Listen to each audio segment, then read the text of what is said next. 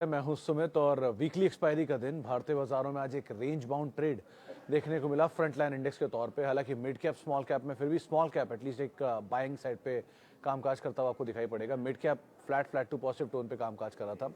Advance decline first half में 1900 की range में था। 1900 एडवांसेस और 1000 डिक्लाइन। लास्ट तक आते आते 1650 एडवांस और करीब 1300 डिक्लाइंस आपको दिखाई पड़ेंगे। ये इंडिकेट करता है कि जो फर्स्ट हाफ की थोड़ी तेजी थी मिड और स्मॉल कैप में वो फिजल आउट हुई और मोर लेस फ्लैट रहा। मिड कैप और स्मॉल कैप आधा % के आसपास की बढ़त के साथ बंद हुआ। हालांकि जो फर्स्ट हाफ में स्मॉल कैप था वो करीब 1% ऊपर था और मिड कैप आधा % ऊपर बढ़ता हुआ दिखाई पड़ा। इंट्राडे में मिड कैप ने नया रिकॉर्ड स्तर भी बनाया। आज के लिए जो मोमेंटम था वो छोटे सेक्टर्स में यानी शुगर जैसे सेक्टर में खरीदारी थी। आज फार्मा में बिकवाली थी। आईटी के लार्ज कैप थोड़े बहुत चल रहे थे। एफएमसीजी में खरीदारी थी। ऑटो आज का स्टार था जिसमें आज बजाज ऑटो पे अपग्रेड आया और उस अपग्रेड के बाद खरीदारी आते दिखाई पड़ी। हीरो मोटोकॉर्प में, आइशर में, टीवीएस मोटर्स में। टीवीएस में अलग एक उन्होंने नया प्रोडक्ट लॉन्च किया, टाई अप किया है वियतनाम में, तो उसका एक इम्पैक्ट देखने को मिला। सो ऑटो आज एक ज़्यादा बेटर सिचुएशन में आपको दिखाई पड़ेगा comparatively. BSE health care index जो है वो करीब 1% की बिकवाली के साथ बंद हुआ। न्यूज़ फ्लो ड्रिवन मार्केट है तो पहले तो होनास था इसके नंबर आए, अपर फ्रीज लग गया वहाँ पर नंबर्स के बाद। पहले तेज़ी थी 6-7% की शुरुआती, फिर 16-17% ऊपर और फिर सर्किट लगता हुआ दिखाई पड़ा। इसके अलावा अर्निंग्स के मतलब इम्पैक्ट वहाँ था, प्लस अपग्रेड भी है। एक जो ऑलरेडी उनका अपग्रेड चल रहा है जेफरीज का, उसी में ही उन्होंने टारगेट को रिटेन करके अर्निंग को 3 से 6% बढ़ाया, 6 से 9% बढ़ाया, जिसका इम्पैक्ट देखने को मिला और शेयर में अच्छी तेज़ी देखने को मिली। इसके अलावा पिरामल फार्मा वहाँ पर ब्रोकरेज हाउस की एक अपग्रेड आई थी, उसका भी इम्पैक्ट था। 135-36 के जोन में पहुंचा वो। लाइकवाइज 135 से टारगेट तो सॉरी। बजाज ऑटो में एक अपग्रेड आया था मॉर्गन स्टैनली का और उन्होंने भी वहाँ पर कंपनी की एक्सपोर्ट बिजनेस को लेकर अच्छी ग्रोथ की बात की है, प्लस कंपनी के ट्रायम्फ बाइक को लेकर भी अच्छी बात की है, तो उसका भी एक इम्पैक्ट वहाँ पर देखने को मिला। 3-3.5% की उछाल वहाँ भी रहे। इन टोटल आज मेजरली कैश मार्केट शेयरों में खरीदारी थी, ऑटो में खरीदारी थी, फार्मा में बिकवाली थी, आईटी में थोड़ी बहुत खरीदारी थी। ट्रिगर्स के तौर पे अभी आईपीओ खुले हुए हैं, आज दूसरा दिन है, तो स्ट्रॉन्ग सब्सक्रिप्शन नंबर सारे आईपीओ में देखने को मिल रहे हैं। 10 गुना तक तो सब्सक्राइब हो गया था टाटा टेकी। इसके अलावा बाकी आईपीओ में भी गंधार वगैरह में 13-14 गुना सब्सक्राइब हो चुका है। बाकी आईपीओ भी 5 टाइम्स से ज़्यादा बेटर चल रहे हैं। फेड बैंक थोड़ा पीछे ज़रूर है लेकिन फिर भी वो सब्सक्रिप्शन तो पूरा हो ही जाना उसका। सो इस तरह के नंबर सब्सक्रिप्शन साइड पर आते हुए दिखाई पड़े। अभी कल का दिन बाकी है। टीसीएस बायबैक के लिए आज आखिरी दिन था पार्टिसिपेट करने के लिए, जिनको बायबैक में टेंडर करना था। 4150 का बायबैक प्राइस है, तो वो एक और नियर टर्म ट्रिगर के तौर पे आप देख सकते हो। बाकी अदानी समूह मोरलेस एक रेंज में काम काज कर रहा है और ऐसा कोई खास ट्रिगर मार्केट में देखने को नहीं मिला। सिलेक्टिव आईटी कंपनियों में इन्फोज में खबर थी, वहाँ पे एक अच्छा मूव फर्स्ट हाफ में देखने को मिला। सो ऐसे करके अलग अलग स्टॉक स्पेसिफिक स्टोरीज, ट्रिगर्स या इवेंट्स, बज़, इनके बीच में मार्केट चलते हुए दिखाई पड़ रहे हैं। और अभी नियर टर्म ट्रिगर, कल हफ्ते का आखिरी कारोबारी सत्र है तो बहुत ज़्यादा ट्रिगर नहीं, बट हाँ कल आईपीओस का लास्ट डे है, सो उसको देखिए फिर आप एक्सटेंडेड वीकेंड में चले जाएंगे। थैंक्स गिविंग डे आज मार्केट वैसे ही बंद रहेगा, तो हाफ डे रहे कल, तो सिर्फ थिन वॉल्यूम की तरफ आप वैसे ही रहोगे, तो उसको आप ज़रूर ध्यान रखना। सवाल जवाब का सिलसिला शुरू कर लेते हैं और बातचीत कर लेते हैं कुछ सवालों को लेकर भी जो व्हाट्सएप नहीं सॉरी फेसबुक और यूट्यूब के ज़रिए आएंगे। शुरुआत कर लेता हूँ पहले कुछ फेसबुक के सवालों के साथ। सबसे पहला सवाल जो मेरे पास आया है वो ये, I have 100 share of HDFC bank at 1582 and 100 share of Infy at 1409, should I average more और वेट एंड वॉच? तो श्याम जी, इंटायरली डिपेंड कि आप होराइजन क्या रखते हो टाइम फ्रेम का।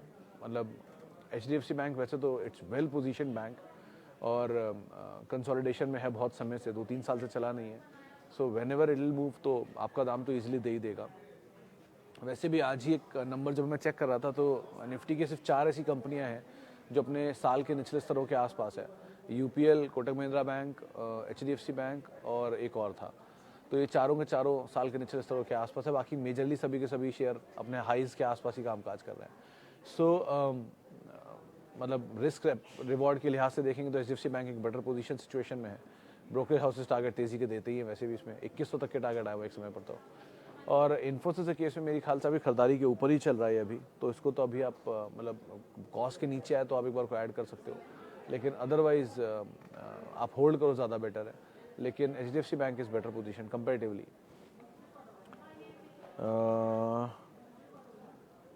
Chola Invest and Linde India long term, when can we expect chemicals to rebound?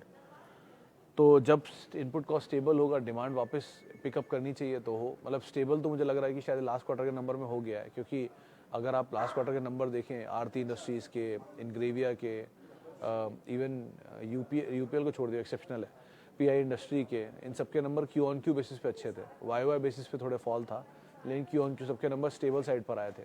Commentary भी सबने बात मेंशन की कि अब जो extra dumping of Chinese chemical था वो थोड़ा कम हो गया। सो सिचुएशन पहले ही कंपैरिजन में थोड़ी स्टेबलाइज दिख रही है। इनपुट कॉस्ट भी अगर ये क्या कहते हैं क्रूड थोड़ा सा नीचे की तरफ रहता है या स्टेबलाइज होता है तो बहुत ज़्यादा डैमेज नहीं होता है इन लोगों को। सो इनपुट कॉस्ट भी अब तो नहीं बढ़ रही है एटलीस्ट, तो आप एज ऑफ नाउ तो स्टेबिलिटी के साइन दिख रहे हैं केमिकल में, बने रहना इज़ अ बेटर ऑप्शन। रही बात आपके लिंडे इंडिया की, तो अंचोला की तो कंपनियां दोनों ही मतलब क्लास है, ऐसा नहीं दोनों कंपनियां ख़राब हैं, बट लिंडे इंडिया थोड़ा महंगे साइड पर है कि ये बहुत चला है, 2300 से चलता हुआ शेयर यहाँ तक पहुँचा है 4000 रुपये की रेंज जोन्स में। सो इतनी बड़ी तेज़ी दिखा के मल्टीपल भी 60 से 70 के मल्टीपल पे लास्ट दिखा था, 67 से 70 के बीच में घूम रहा था कहीं। सो वैल्यूएशन वाइज थोड़ा महंगा है, लेकिन इक्विटी छोटी है, मल्टीनेशनल जाइंट है, सिंगल मतलब बिजनेस भी इनका कोई और ऐसा होल्ड नहीं करता इस तरह के बिजनेस में, सो इसलिए एक प्रीमियम भी कमांड करते हैं। तो नीचे मिल जाए तो बेटर ऑप्शन है, बट कंपनियां दोनों में कोई बुराई नहीं है ना, चोलामंडलम में वो मुर्गप्पा ग्रुप की अच्छी कंपनियों में आता है। सो दोनों कंपनियां अच्छी हैं, बट आप मतलब नीचे मिले तो ज़्यादा बेटर ऑप्शन रहेंगे आपके लिए।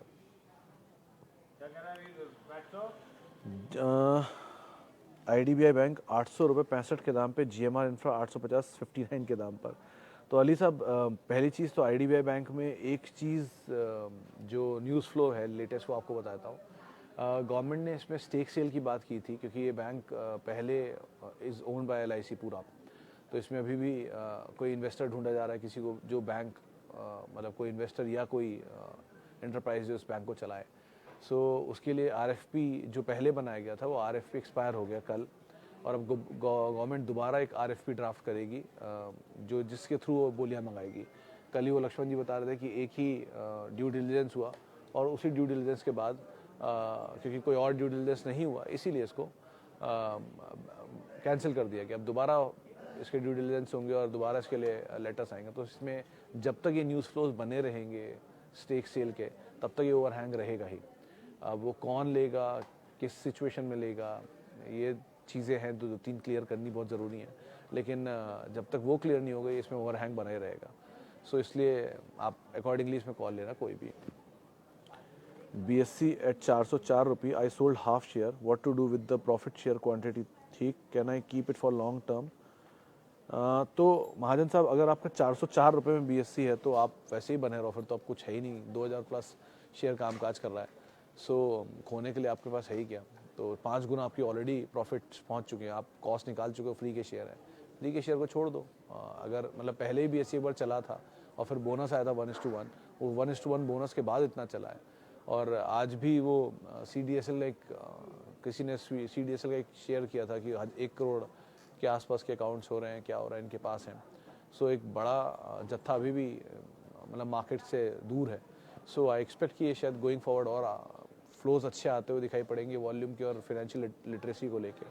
सो बेटर इज़ कि आप बने रहो और जो आपके पास है वो आप होल्ड करो, और क्योंकि आपके फ्री के शेयर हैं तो वैसे भी होल्ड करने में रिस्क नील है, तो बेटर है आप बने रहो, ज़्यादा अच्छा है इसमें। डिविडेंड डील भी थोड़ी इंप्रूव हुई थी लास्ट टाइम जब नीचे आया था, अब तो पता नहीं डिविडेंड डील इतनी बची नहीं है, लेकिन फिर भी बने रहना ज़्यादा बेटर है। Safari industries has given exorbitant return versus VIP। ये बात सही है, recently in fact Anil ji safari ने अपना जो मार्केट कैप है वो VIP से बीट किया है, मतलब VIP को पीछे रखा है और सफारी आ गया है, तो वो देश की सबसे बड़ी कंपनी बन गई ये soft luggage and luggage segment में। इसके ऊपर एक ब्रोकरेज हाउस का व्यू मैंने पढ़ा था रिसेंटली, उन्होंने ये बात मेंशन की थी कि जिस तरह से ट्रैवलिंग एंड टूर्स बढ़ रहे हैं और नए तरह की मतलब जो डिमांड आ रही है प्रोडक्ट्स की, उसमें काफ़ी इनोवेटिव है और काफ़ी काम कर रहे हैं। पहले एक इनके लिए कंसर्न था कि इनके इनपुट प्रोडक्ट्स की कॉस्ट बहुत बड़ी थी, जिसको उन्होंने काफ़ी हद तक घटा लिया है, नई कैपेसिटीज़ भी कुछ ऐड कर रहे हैं। सो बने रहने में कोई बुराई नहीं है। पी थोड़ा हाँ एक्सपैंडेड साइड पर ज़रूर है, लेकिन नंबर देखिए, क्योंकि second half of financial year इनके लिए बेटर होता है। मतलब second half of financial year usually जितनी भी खर्च रिलेटेड कंपनियां होती हैं उनके लिए बेटर होता है, कि यहाँ पर सेकेंड हाफ में खर्च कहीं ज़्यादा होता है कंपेरेटिवली फर्स्ट हाफ के। सो इसीलिए ये अनुमान लगाते हैं कि इस हाफ में, सेकेंड हाफ में शायद पिकअप करे। तो Q3 Q4 नंबर्स पे आप नज़र रखिएगा। थोड़ा एक्सपेंडेड साइड पे ज़रूर है, लेकिन मतलब क्योंकि चला बहुत है तो हो सकता है कंसोलिडेशन में जाए, लेकिन अदरवाइज कंपनी ठीक है, आप बने रह सकते हो, उसमें कोई दिक्कत नहीं है। JSW infra and Adani port में sir better is Adani port obviously, क्योंकि एक तरफ 13 पोर्ट होल्ड करने वाली कंपनी और एक तरफ 2 पोर्ट होल्ड करने वाली कंपनी है।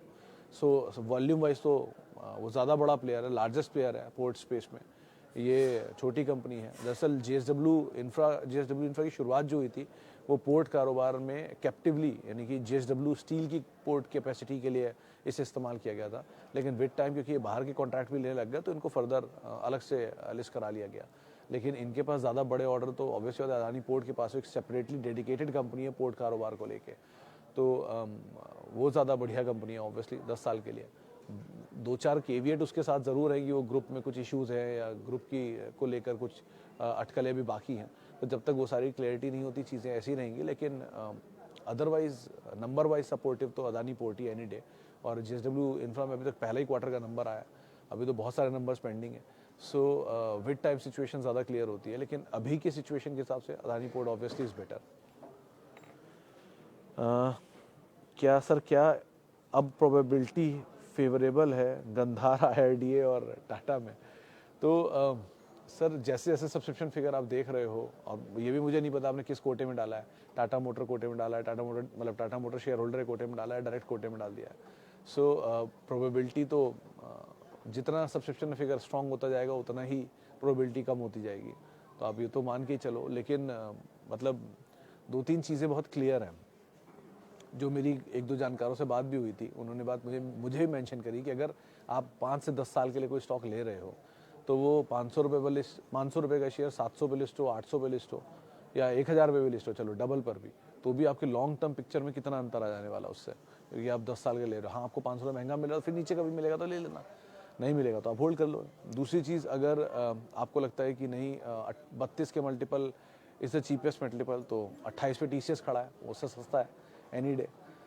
चलो वो भी नहीं, अगर साइड रखते हैं कि इस बिज़नेस यूनिक है इनका, तो 62 के मल्टीपल पे LXC है। अगर ये 70 पे मल्टीपल, ये 700 पे लिस्ट हुआ या 1000 पे लिस्ट हुआ, तो ये भी उसी मल्टीपल पे खड़ा हो जाएगा जहाँ LXC है, तो फिर सस्ता वो भी कैसे हुआ। और लास्टली, अगर आपको लगता है कि नहीं बहुत प्रोमिनेंट क्लाइंटेल है, तो टाटा मोटर्स इनका सबसे बड़ा क्लाइंट और इकलौता क्लाइंट है, तो अगर टाटा मोटर ही ग्रो करने वाला है तो टाटा टेक ग्रो करेगा, तो टाटा मोटर डायरेक्टली ले लीजिए, उसमें भी क्या प्रॉब्लम है। सो मतलब ये भी हेज हो सकते हैं अगर आप इनके साथ चाहो तो। लेकिन आपने एप्लीकेशन लगाया है, अच्छा IPO लगाना ज़रूरी भी है, लेकिन बाकी किस्मत कितने अलॉटमेंट होता है। रही बात IRDA में, तो हाँ IREDA का IPO बड़ा है, तो वहाँ पर अलॉटमेंट के चांसेस ज़्यादा है और वैल्यूएशन भी बेटर है वहाँ पर। इवन फ्लेयर में भी 2.5 गुना सब्सक्रिप्शन था कल तक, अब लेट्स सी कैसा आज रहता है, 6 गुना 5 गुना तो हो ही गया शायद। वहाँ पर भी IPO ठीक है, 1000 करोड़ रुपए के आसपास का मिल सकता है उसमें भी, तो ये 2 की सिचुएशन फिर भी बेटर लग रही है। इवन क्योंकि वो जो ऑयल कंपनी है उसमें तो क्योंकि सब्सक्रिप्शन फिगर बहुत बड़ा आ रहा है, तो वहाँ प्रोबेबिलिटी थोड़ी कम है यूनिक बिजनेस मॉडल की वजह से, लेकिन बाकी इन दोनों प्रोबेबिलिटी फिर भी एक बार को थोड़ी बेटर दिख रही है।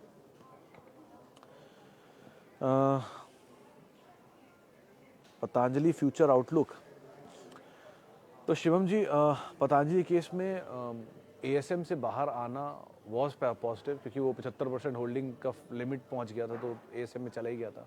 लेकिन ASM से बाहर आना जानकार मानने की अच्छी चीज़ है, 1, 2 पेनल्टी कर लगाई 1 करोड़ रुपए, उससे सेंटीमेंट थोड़ा नेगेटिव ज़रूर हुआ, लेकिन फंड्स की एक्शन बाइंग अभी भी चल रही है और लास्ट वीक भी कई फंड्स में बाय करके गए पोजीशंस। 1-2 चीज़ें अच्छी हो रही हैं कि मतलब बज़ बाजार में ये है कि शायद अपने FMCG कारोबार में कुछ कंसोलिडेशन करेंगे ये, और जल्दी कुछ करते हुए दिखाई पड़ सकते हैं, तो उस लिहाज से आप बने रहो, क्योंकि ये शेयर ने भी रिसेंटली नया हाई काटा है, तो थोड़ा कंसोलिडेट कर रहा है वापस, लेकिन अभी भी बहुत जूस बाकी है इसमें, तो अभी बने रहिए। Second half of financial year वैसे ही बेटर होगा इनका, तो लेट्स सी कैसे नंबर आते हैं, बट कुछ बस भी है मार्केट में रिलेटेड इससे, आप अभी तो बने रहो एटलीस्ट, फिर देखते हैं आगे कैसे मूव आते हैं, कैसे नंबर्स आते हैं, उसके अकॉर्डिंग कॉल लेंगे।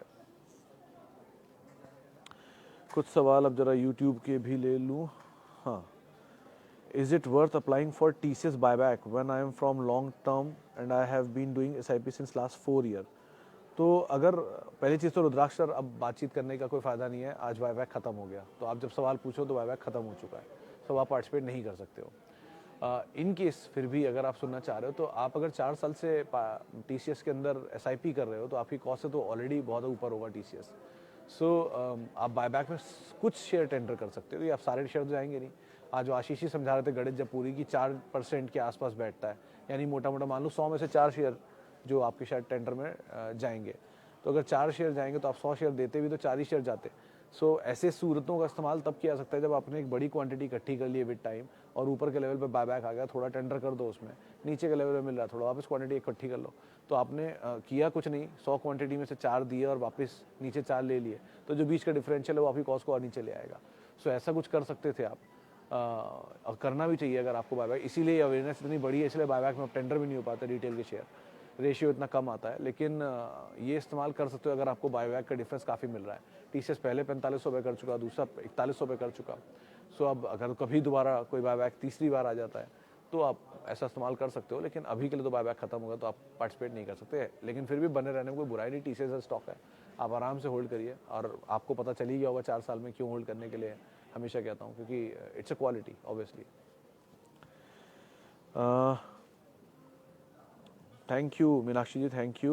House Tube Investment of India and Uno Minda to bet on auto sector for 5 years. तो ट्यूब तो ma'am is into auto ancillary little bit of, लेकिन वो मेजरली इंजीनियरिंग बिजनेस के अंदर ज़्यादा काम करते हैं और एंसलरी के अलावा, and it's a very good company. Otherwise भी अगर आपके पास नहीं है तो आप SIP में उसको थोड़ा थोड़ा ऐड कर सकते हो, अभी भी ऐड कर सकते हो, क्योंकि वो क्वालिटी पेडिग्री का मैनेजमेंट एंड क्वालिटी को पेडिग्री की कंपनी भी है और पुरानी कंपनी, आज की नहीं है वो, मतलब 50-100 साल पुरानी कंपनियाँ हैं। सो आप आराम से इनके अंदर बने रह सकते हो और जितना CG पावर का वैल्यू है वो भी ट्यूब के अंदर ही मर्ज होता है कंसो बिजनेस के अंदर। So it's a good company otherwise. तो ट्यूब तो छोड़ दो। उनो मिंडा के केस में एक ही फ्लॉ है कि चला बहुत है। अगर आप पिछले 10 साल के नंबर उठा के देखोगे तो फ्यू कंपनीज जिन्होंने मल्टीपल टाइम्स रिटर्न दिया उसमें उनो मिंडा का नाम आता है। तो ये चला बहुत एग्जॉर्बिटेंट है, इसलिए बस एक बार को रिस्क है। कंपनी ये भी अच्छी है और बढ़िया क्लाइंटेल है, मारुति से लेके सारे MNCs कार कंपनीज जो इनकी क्लाइंटेल है। तो क्लाइंट पोर्टफोलियो अच्छा है, कैपेसिटी अच्छी है, प्रोडक्ट प्रोफाइलिंग अच्छी है, मैनेजमेंट भी अच्छा है। बट द इशू इज़ कि थोड़ा चला हुआ है, तो बस उस पार्ट को आप ध्यान रख के अगर मतलब रिस्क ले सकते हो तो ले लो।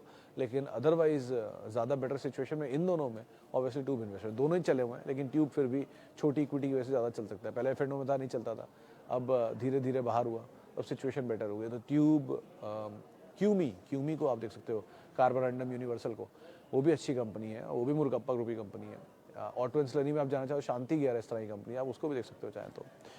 चले फिलहाल अब इतने सवालों को शामिल करूंगा, माफ़ी उन सभी लोगों से जिनसे बातचीत नहीं हो पाई, और बहुत बहुत शुक्रिया उन सभी लोगों का जिन्होंने सवाल पूछा। आपसे मुलाकात होगी अब शाम 5:30 बजे इधर या कल, और आप मेरे साथ जुड़ सकते हैं @सुमित रिसर्च मेरा ट्विटर हैंडल है। और किसी भी निवेश से पहले अपने वित्तीय सलाहकार की राय ज़रूर ले लें। नमस्कार।